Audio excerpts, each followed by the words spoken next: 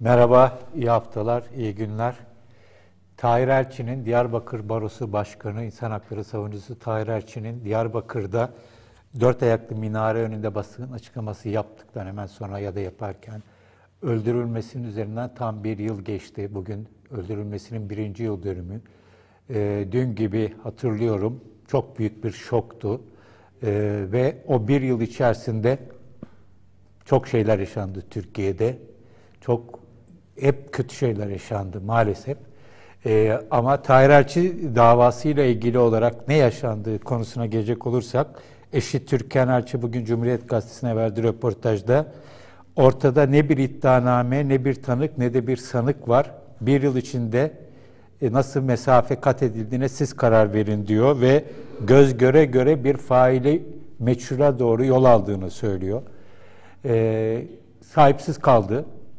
Yine Türkan Elçi'nin bahsettiği çok önemli bir husus var. Son dönemde acayip bir dönemden geçiyoruz ve bu acayip dönemde bir takım katliamları örgütler üstlenme yarışına giriyor. En son Diyarbakır'da olduğu gibi hem TAK'ın hem IŞİD'in üstlendiği katliamlar var.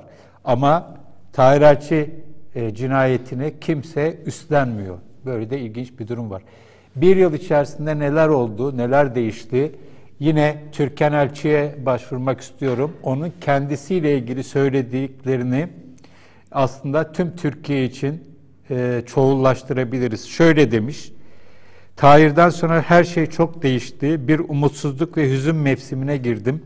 Bir yıl süren bir mevsim. Sürekli ağaçların yapraklarını döktüğü, her gün bir dalın kuruduğu bir mevsim. Gökyüzünde baharın gelişini müjdeleyen ne bir leylek ne de bir kırlangıç sürüsü.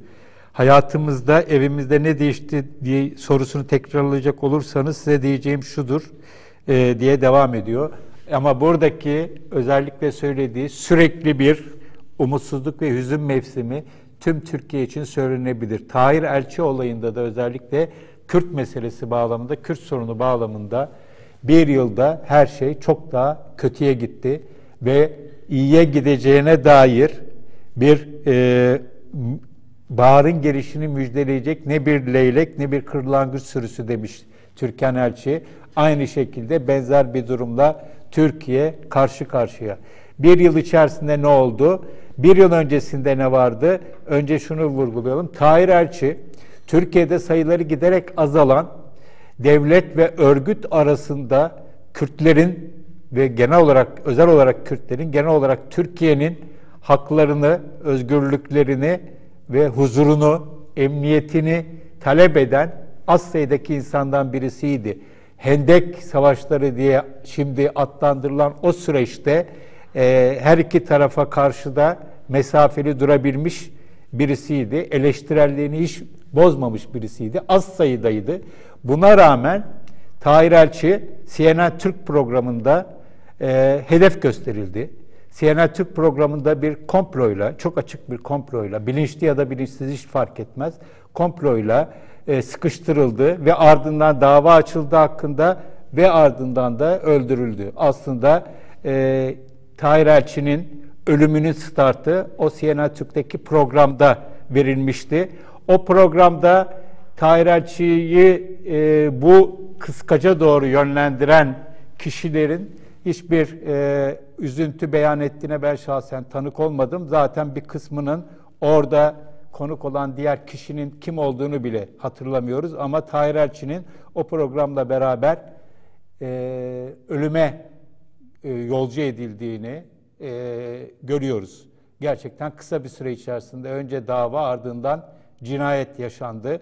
Burada Türkan Elçi diyor ki kim bir tesadüfe kurban gittiğini, yani Tahir Elçi'nin orada dört ayaklı minarenin orada tesadüf sonucu öldürüldüğünü söyleyenlerin ya çok saf ya da cinayeti yapan birilerini korumak istediklerini söylüyor ki bence de doğru. İlk başta tesadüf olabilir duygusunu yaşıyorsunuz ancak bir yıl içerisinde hiçbir gelişme kaydedilmemiş olması soruşturmada bunun işte tesadüf olmadığını, bir bilinçli bir cinayet olduğunu gösteriyor.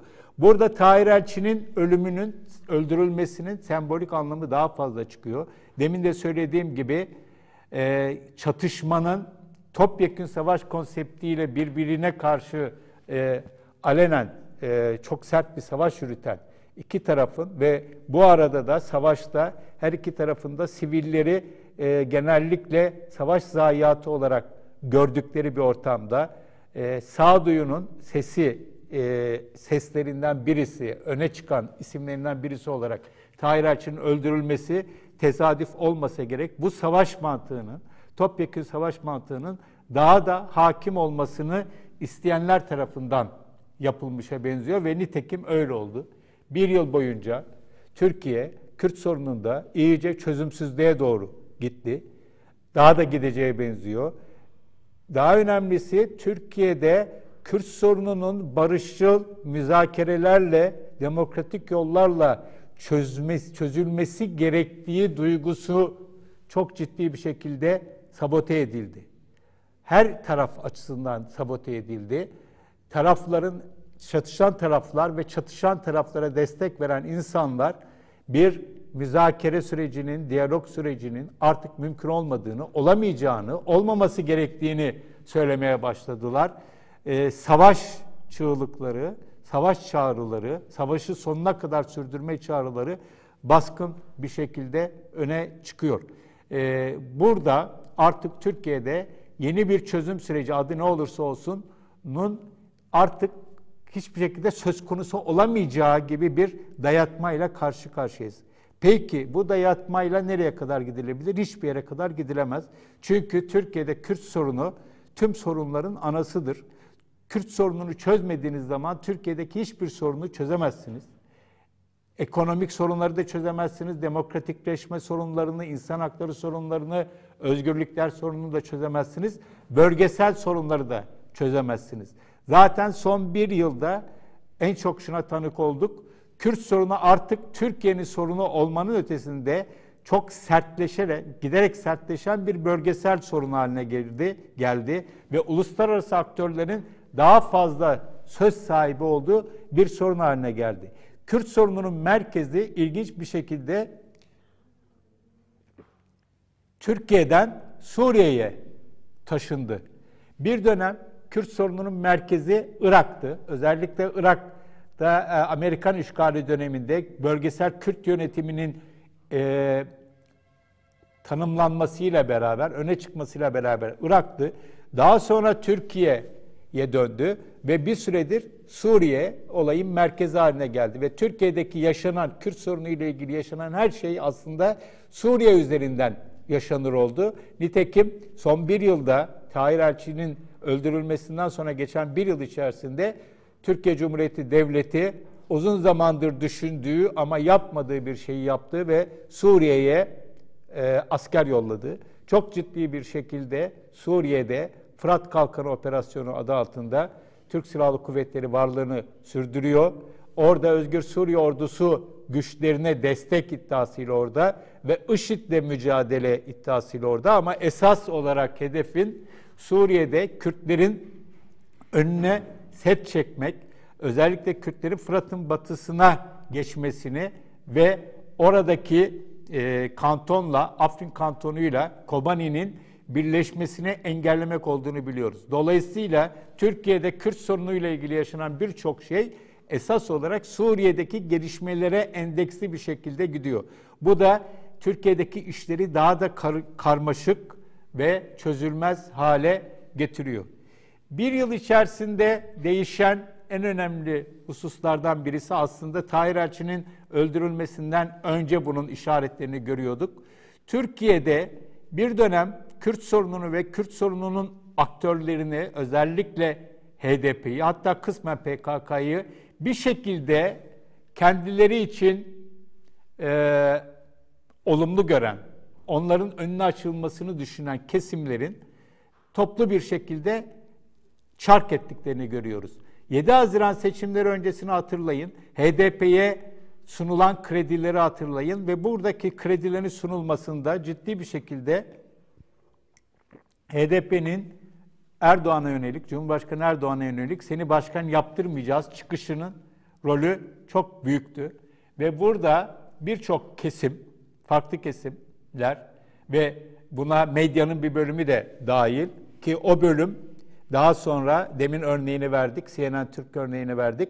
7 Haziran öncesi HDP'ye çok geniş bir şekilde kapılarını açıp 7 Haziran sonrası da aynı aşırılıkta kapıları kapatan yapılar oldular. Bunların sayısı artarak söylenebilir. Değişik çevreler toplu halde HDP'den ve dolayısıyla Kürt siyasi hareketinden uzaklaştılar. Zaten yaklaşmamışlardı. Onu teşvik etmişlerdi Erdoğan'a karşı. Çünkü Erdoğan'a karşı Erdoğan'ın planlarının gerçekleştirmesinin önündeki en önemli, belki de yegane engel Kürt hareketiydi.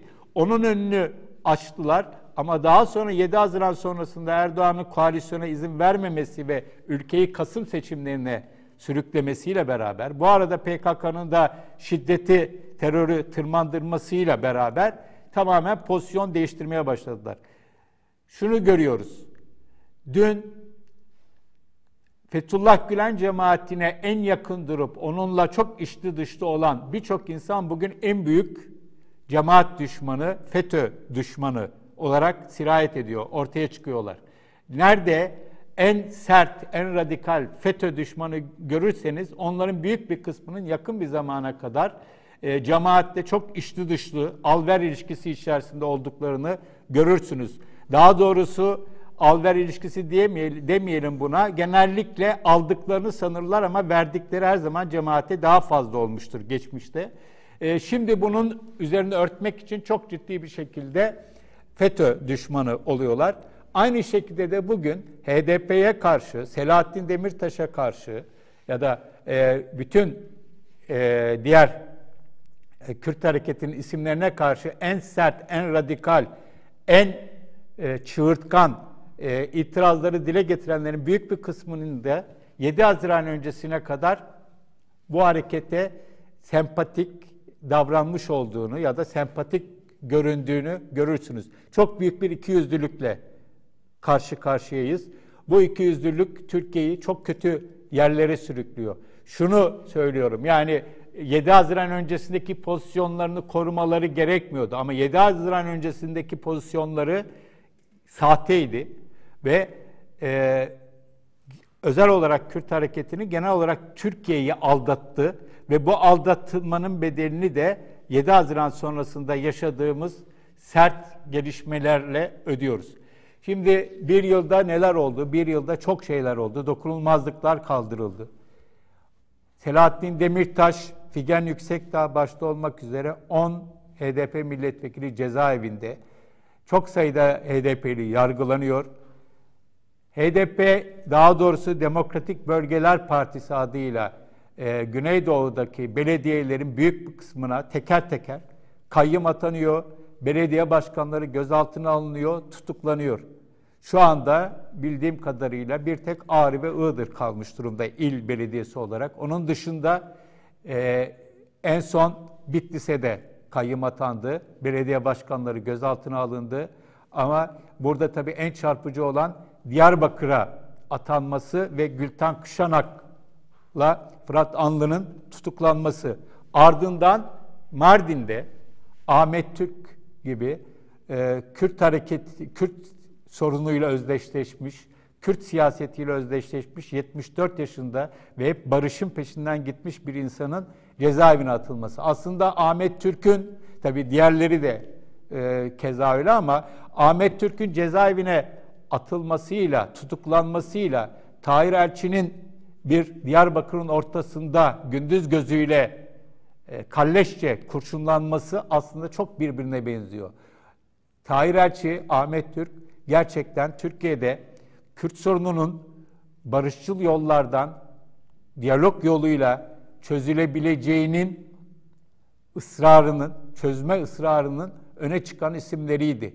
Ve onlara bile tahammül edilemeyen bir noktaya gelmiş durumdayız. Dolayısıyla çok parlak bir yerde değiliz ve işin acısı Tahir Elçi'nin öldürülmesinin ardından onun gibi cesur isimler, onun gibi serin kanlı bir şekilde demokrasiyi, temel hak ve özgürlükleri savunan, şiddete kimden gelirse gelsin karşı çıkan ve bu şiddet ortasında en son öldürüldüğü günde olduğu gibi çevreye sahip çıkmaya, tarihi eserlere sahip çıkma duyarlılığını gösterebilen insanlarımız kalmıyor. Birer birer eksiliyorlar. Var olanlar sindiriliyorlar. Ölümler, tutuklamalar, yasaklar vesaireler ve de linçler tabii ki. Bakın bu Türkiye'de Kürt sorununun da yaşanan sıkıntıların tek nedeni çatışan taraflar değil, devlet, örgüt değil, aynı zamanda toplum. Toplumun birçok kesimi, özellikle toplumda kamuoyunun Kürt olmayan, Türkiye'de kamuoyu uzun bir süredir ikiye bölünmüş durumda maalesef. Kürt olmayan kamuoyunun Kürt sorununa bakışındaki yanlışlık diyelim, hadi en hafif deyimiyle yanlışlık, bunun bedeli çok ağır oluyor. Kürtlere yönelik olarak, sadece Kürt hareketine yönelik değil, Kürtlere yönelik olarak ayrımcı söylemlerin giderek arttığına tanık oluyoruz. Türkiye'de öteden beri söylenen bir şey vardır. Bizde ırkçılık yoktur, bizde ayrımcılık yoktur. Bal gibi var. Özellikle Kürt meselesi söz konusu olduğunda, özellikle son yıllarda, özellikle son bir yılda bunun çok net bir şekilde yaşandığını görüyoruz. Kötü şeyler söylediğimi farkındayım. İyi şeyler söylemek isterdim. Ama şunu söyleyeyim, Cumhurbaşkanı Erdoğan Kürt sorunu diye bir şey yok derken doğruyu söylemiyor. Türkiye'de Kürt sorunu diye bir şey var. Bu sorun bütün sorunların ötesinde, bütün sorunların anası pozisyonda ve giderek daha da derinleşiyor, giderek daha da çözümsüzleşiyor. Bu konuda bunun tekrar çözüm rotasına getirilmesi konusunda her birimizin üzerine ayrı ayrı görevler düşüyor. Tahir Elçi'yi bir kez daha saygıyla anıyorum. İyi günler.